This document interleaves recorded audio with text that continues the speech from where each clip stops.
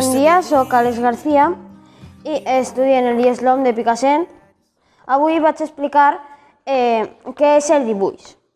El dibuix és la representació gràfica realitzada per mitjà de línies, traços i ombres, elaborats amb llapis, ploma o altres objectes similars. El dibuix és la base de gairebé qualsevol obra artística, ja que la majoria de les obres visuals comencen amb un esbós dibuixat. En la historieta o còmic, una nova forma d'art que deriva del dibuix, la representació gràfica, narra una història a través d'una successió de vinyetes dibuixades en color o blanc i negre i amb text emmarcat en uns requadres anomenats entrepans. Contant tot això, seguiré amb la història. Els primers dibuixos coneguts es remunten a la prehistòria. Les pintures rupestres de la cova d'Altamira són uns dels exemples més antics on l'ésser humà va plasmar en els sostres i parets de les cavernes el que considerava important transmetre o expressar. De les primeres civilitzacions perduren escassos exemplars de dibuix, normalment per la fragilitat del material en què van ser executats, o perquè eren un mitjà per a elaborar pintures posteriorment sent recoberts amb capes de colors. Les cultures de l'antiga Xina, Mesopotàmia, la vall de l'Indus o l'antic Egipte ens han deixat mostres clares d'això, ideant els primers cànons de proporcions, com va succeir també a l'antiga Grècia i a l'antiga Roma.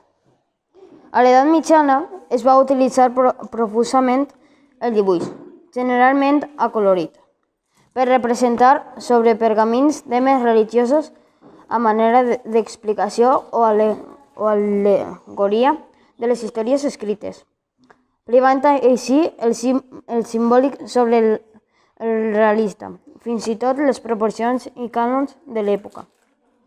La cultura islàmica també va contribuir amb preciosos dibuixos que solien acompanyar textos d'anatomia, astronomia o d'astrologia. En el Renaixement, quan el dibuix desclou aconseguir sublims cotes, per primera vegada s'estudia el mètode de reflectir la realitat amb la major fidelitat possible, conformement a normes matemàtiques i geomètriques impecables amb Filippo Brunelleschi sorgeix la perspectiva cònica. El dibuix de la mà dels grans artistes del Renaixement cobra autonomia, adquirint valor propi en autoretrats. Per últim, vaig explicar la diferència entre dibuixar i pintar. Dibuixar i pintar no signifiquen el mateix. Per la seva naturalesa física, el dibuix és un subconjunt de les manifestacions artístiques conegudes com a pintura, però no forma part de la pintura com a tècnica de representació.